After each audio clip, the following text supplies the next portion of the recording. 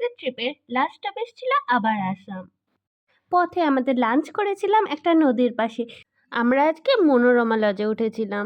এখানে অনলি ছিল আমাদের একদিনের প্রোগ্রাম, যেটা ছিল কাজিরাঙা যাওয়ার জন্য। তাই সেদিনই লজে চেক ইন করেই আমরা বেরিয়ে পড়েছিলাম কালচারাল যে শোটা হয় কাজিরাঙাতে সেটা দেখার জন্য। এখান থেকে ছোট একটা গন্ডার আর ছোটোখাটো চাবির রিংস কেনা হয়েছিল। এর আগে আমরা কেরালাতে গিয়েও এমনি একটা কালচারাল অনুষ্ঠান অ্যাটেন্ড করেছিলাম। আর কি বলবো, পারফরমেন্সগুলো তো এক কথায় স্পিচলেস ছিল। এখানেই শেষ নয়, আমরা এসেই চলে গেছিলাম জনস কিচেনে। নেক্সট ডে আমাদের প্ল্যানে ছিল কাজিরাঙা ন্যাশনাল পার্ক, আর তার পরের দিন ছিল কামাখ্যা মায়ের দর্শনের দিন। মাঝের স্টোরিটা স্কিপ করছি এখন, আগে শোনো কামাখ্যা মায়ের দর্শনের কথা। আমরা সেদিন সকাল 7টা নাগাদ বেরিয়ে পড়েছিলাম। ভেবেছিলাম সকাল সকাল গেলে ভিড়টা কম হবে, কিন্তু ব্যাপারটা হয়েছিল সম্পূর্ণ উল্টো। দেখতেই পাচ্ছ কত ভিড়।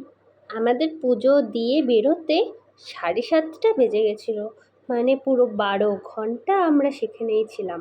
বাট দ্য থিং ইজ, পুরো লাইনটা শেডের মধ্যে ছিল, তাই রোদের তেমন কোনো ঝামেলা ছিল না।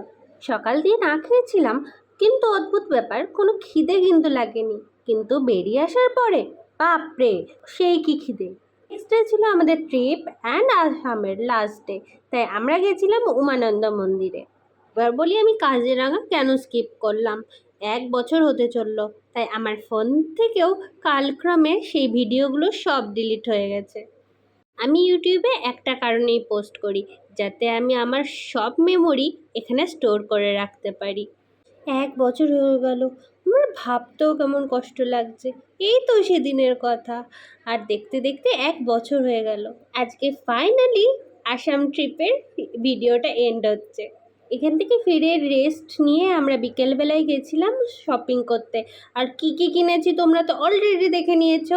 তাহলে চলো, দেখা হচ্ছে পরের কোনো ভিডিওতে, পরের কোনো ট্রিপে বা পরের কোনো উৎপাত নিয়ে। Until then, sign out from Ayantika. Bye by.